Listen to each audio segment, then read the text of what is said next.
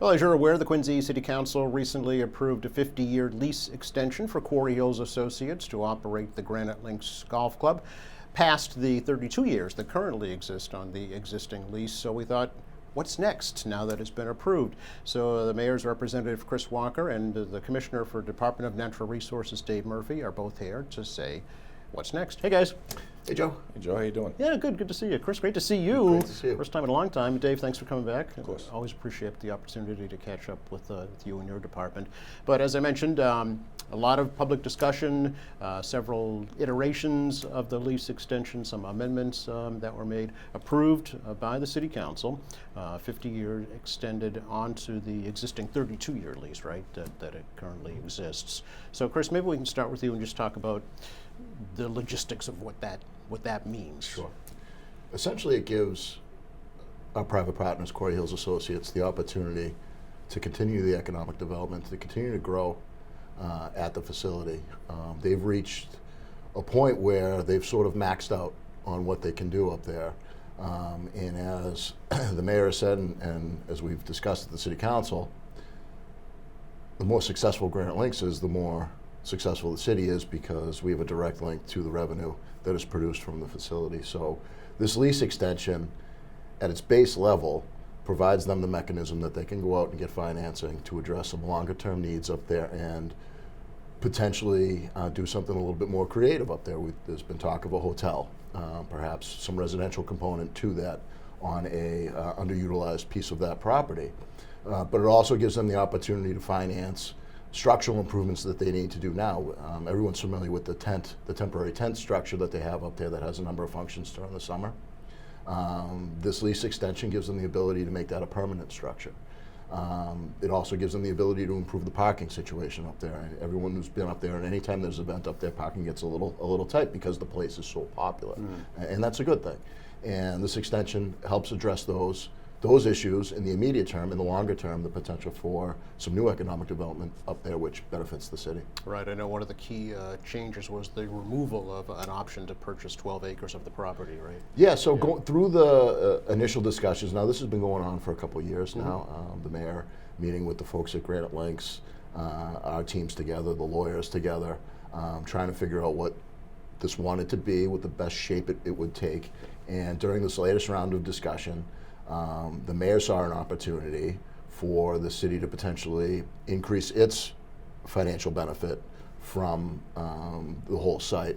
So we believed, and still believe, that providing an option to sell a portion of that property, which is really a rocky overcrop, and it's not some untouched gem of parkland up there. It's very sloped. It's going to be very tough to build on, but the Granite Lakes folks think they can. So we felt that created an opportunity. If we carve that out of the lease, that would provide additional revenue to the city. Under the lease agreement, we don't get any property taxes. Under the lease agreement, we obviously don't get the revenue from any sale of the property. So those two things would be added to the mix. Right. Because it's public property still. Correct. It stays public property. It stays right public now. property Yeah. right now. Yeah. But in talking to some of the councilors as we worked through this process, and it really was a great process, very collaborative, some wonderful feedback from the councilors. Specifically, Richard Ash was very in tune on the details and worked through a number of suggestions going forward. He's an attorney by trade. So Correct. I had that Yeah, so that was helpful. And one of the things that he and a number of the other councilors had said, just to make it cleaner, was to remove that option from the lease for now, make this almost entirely just about the extension. Keep the extension, but remove the option to sell for now. And from a practical standpoint, we're okay with that. We believe in it, the mayor believes in it, but to remove it from now, and then at some point in the future, when the time comes, when plans and concepts are more fully baked, come back and revisit that piece of it at that time. Was Quarry Hills okay with removing Yeah, that? it really was a provision that we asked for. Yeah. They were Mets. Oh, is that right? Yeah, Okay. I think there's some benefit to them to carve out that when it comes to financing a hotel, for example. I think the hotel would prefer for them to own the property. I see. But it was not a deal breaker. It was not something that they raised as a priority. This came from our side of the table. The mayor raised it. So it was not anything that anyone was. It was not a hill anyone was gonna die on. Yeah. When the council provided that feedback, it was okay for us just to remove it for now. Okay. Could Quarry Hill still do a hotel without the They options could, of art? yeah. So when we get a little bit closer and they get a little bit more defined on what it wants to be at that site, that's going to be the opportunity for us to determine as a group what is the better option going forward. And there would still have to be the same public process. If we do go through a sale process, it's a full process in front of the city council. There'd be a land disposition There agreement, would, right? 'Cause- essentially, essentially okay. there would be. Yeah, I know that Kevin Mason from Quarry Hills talked about the fact that they are missing a lot of business because they don't have a hotel on the site. They could host wedding venues, corporate gatherings, things of that nature. So it would seem that it would benefit in the long run. Absolutely, the opportunity up there for a hotel is the potential there is extraordinary. Yeah. Considering the amount of functions that they do have up there and the amount of rooms that are being taken other places because of the events up there, Right.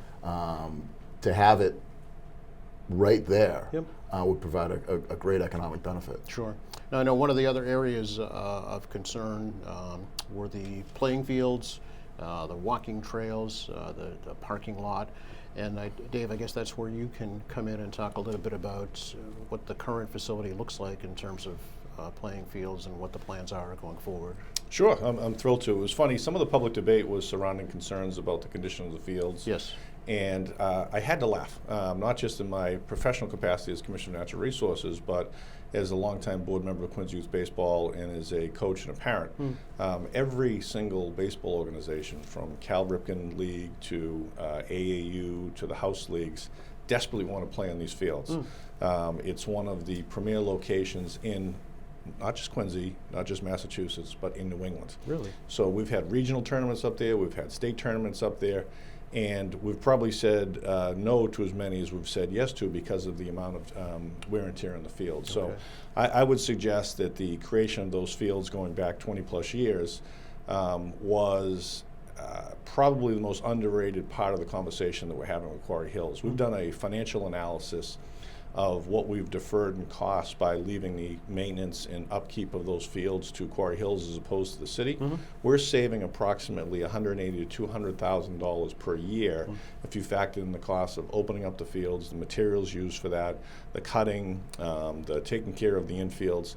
We've done our financial analysis. It's about $200,000 each and every year that we're saving by not having to maintain those fields.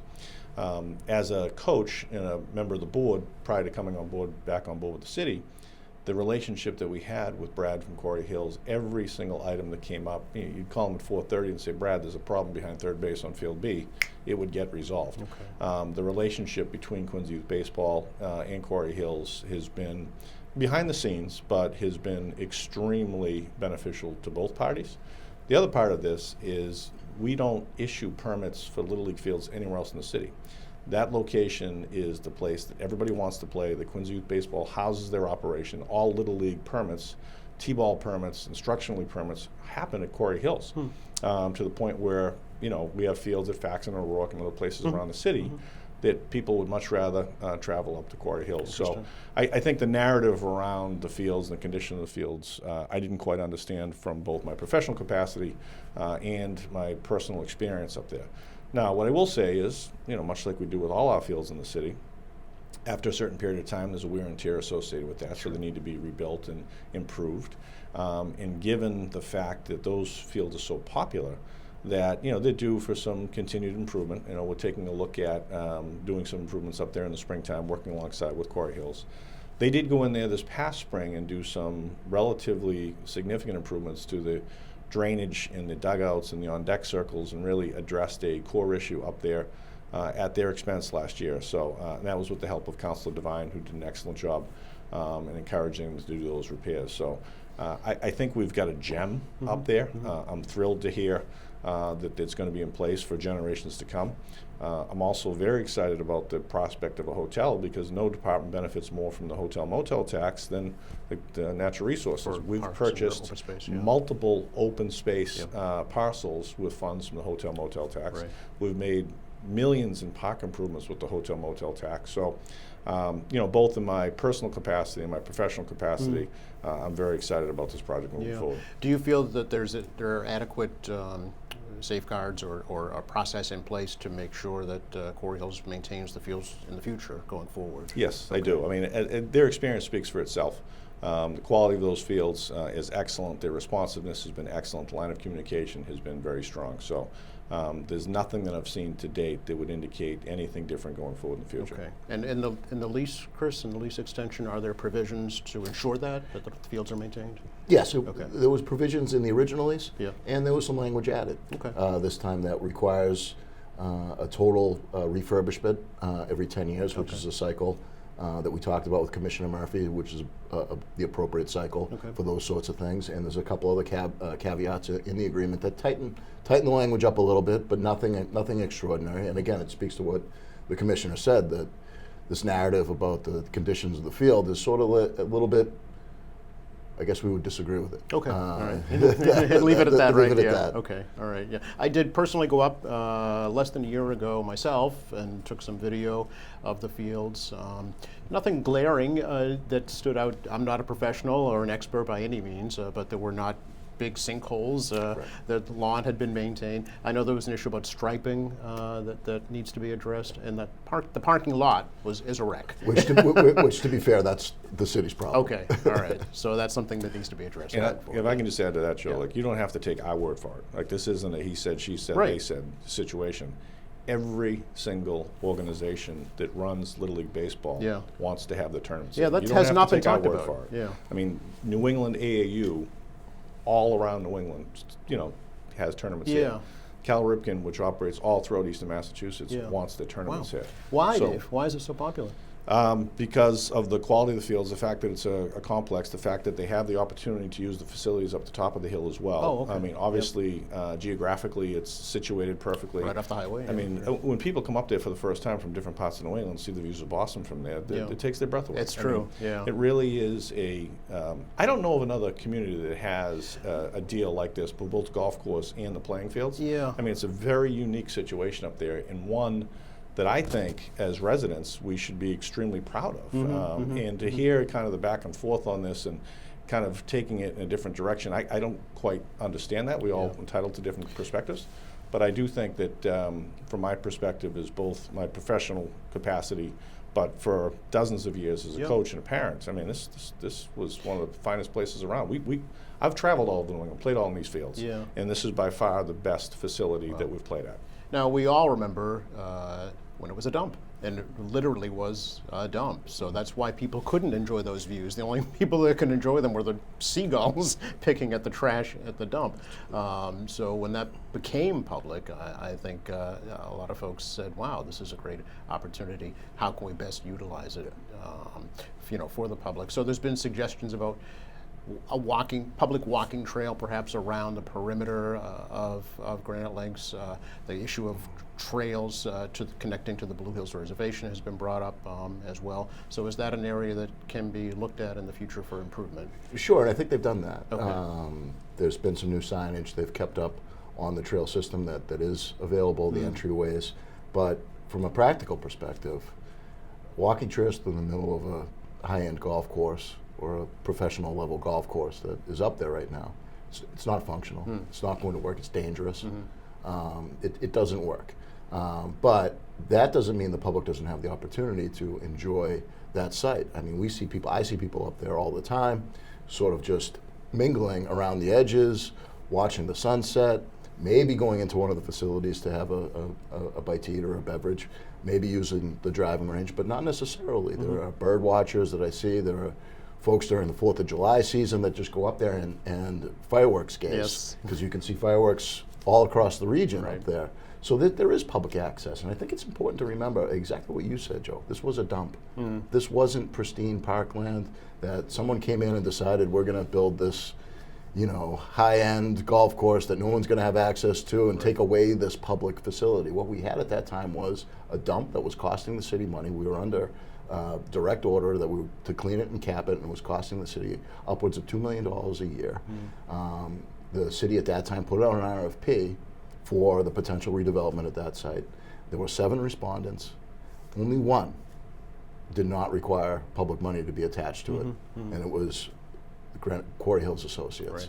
Right. To think what it was and to think what it has become is truly a remarkable story of public-private partnership. There aren't many places like that in the country that were able to pull off something of this magnitude. And the baseline movement, the baseline realization here is that we now secure it for the future. That's the goal. That has been the goal from the beginning of this process. Is to what we have, we want to protect it. We are saying definitively, what is there now, with additional opportunity, is what we want, and I think the community agrees with that. To that end, there is going to be an advisory board Correct. put together to ensure public input into the future of that property. So how does that process work? Before the end of the year, we should have it, or maybe January. Okay. Have the names ready, and we'll certainly gather our first meeting and go over the rules of the road and discuss what that committee would be addressing. It's a little bit different than the original concept of the advisory committee, because at that time it was a construction issue. Right. You had tens of thousands of trucks in and out all day long, overnight. You had capping of a landfill, a very environmentally sensitive issue. You had a lot of stuff going on, and it did have the potential to implicate the neighborhood and affect quality of life during that period of construction. So that was really the basis of that advisory committee. This is going to be a little bit of a different format, because the construction, for the most part, is done. Of course, when hopefully they get to the point of building the hotel, some of these other new structures, there will be a level of construction, but nothing Right. to the extent that occurred in the early aughts. Oh, I remember it well. Yeah. So will there be? Is this an appointed board? Will it be Yes. mayoral appointments? They are mayoral appointments. Okay. They're defined within the lease. Yes. The Ward 4 councilor Yep. will be appointed. There'll be at-large councilor that's appointed. Some members of the Quarry Hills Associates and members of the public. think five. Five members of the public. Right. Okay. And anybody from the mayor's administration as well, or No. No. Okay. All right. So it is truly. And will there be a set meeting schedule? We'll for figure the- that all out. I think Okay. that the key point will be to get the group together, get the group appointed, Mm-hmm. get them together for a first meeting, and then figure out what it wants to be going forward. How often do they want to meet? How often? What are the issues they'll be discussing? And we go from there. Okay. Do you foresee the option to purchase the 12 acres coming up soon? I don't know. That's a Okay. good question. All right. That is largely contingent on Quarry Hills Associates, how far along they are in the process, what they feel is the appropriate vision for private development up there. And first things first, we still have to get the lease extension approved through the state legislature True. and the governor's office. True. So I think Yeah. nothing's happening until we get that process rolling and that process completed. Absolutely. Although it's unlikely that they would deny it, I think. But you don't know. It has to be approved by the entire legislature, not just our delegation. Correct. So we'll see what happens. Right. Once that happens, what happens after that? I think Quarry Hills Associates get serious about Yep. design, about specifically the layout of what that wants to be on the private development. Right. They can certainly move forward, and perhaps sooner rather than later, on some of the things I mentioned earlier. The converting the temporary tent structure into a permanent structure. That one, I think, can be done fairly quickly. But there's a lot of meat on the bone relative to a hotel development and finding the right hotel partner, finding that there's a nexus, finding the right number of rooms that makes it viable for the hotel and viable for Quarry Hills Associates. Right. And would that process have to go through, zoning, Absolutely. planning, all the approvals? So this is one of the other things that was sort of needed to be clarified through Yes. the council process, that it was zoned open space. The property in which the hotel would be constructed is not zoned open space. It is zoned planned unit development, Okay. which throws the permitting process to the city council. Right. Yep. So not only will the city council have to say yay or nay relative to any potential sale, but they will have full permitting authority for the project in its entirety. So it makes a little bit of sense that maybe we did pull that off for now, and because we're gonna have to deal with the whole thing at some point anyway. So the council's gonna be the permitting authority. Okay, all right. Dave, anything you wanted to add to what your department will be dealing with up at Quarry Hills? No, we've pretty much touched on it, Joe. I do. I've had the chance through this process to review the original proposals, do a lot of research on it as it came up to make sure that my department was fulfilling its responsibilities to the lease. And if you take a look at what was contemplated back in the original RFQ in '92, '93 versus what we have today, it is spectacularly more than what we even envisioned when it was first proposed. I mean, even the financing piece of it, I think the reason why, the context of that is also important. We're in the midst of a national recession at that time, and they still came forward and put up their own money in that as well, too. So having that history there, I think, is critically important to understanding not just where we are, but where we're going. Right. The actual lease is on the city website, yes, Chris? Yes, sir. Okay, and it will be updated to include the recent amendments? Yeah, on Monday evening, the council adopted a couple minor amendments. I'm not 100% sure if those have been formally added to the document, but they will be within the next couple days. Yeah. Okay, all right, very good. Anything else either one of you wants to add? No, sir. Thank you. Thank you. Yeah, please come back for Absolutely. updates. You know, we'd love to continue the discussion about this. It's over 240 acres of public property that folks have an interest in. It extends into the town of Milton as well. Where's that? It's just over the hill Oh, a bit, it is, Chris. So it's, and we haven't even talked about the traffic improvements that were made at the Raschuti Drive, Willard Street intersection, which I think everybody agrees are much safer than it ever was in absolutely. the past. Yeah. So thanks again. Thank you, Joe. Thank you, You're Joe. welcome. Appreciate it. Thanks for watching us here at AM Quincy. I'm Joe Catalano. See you next time.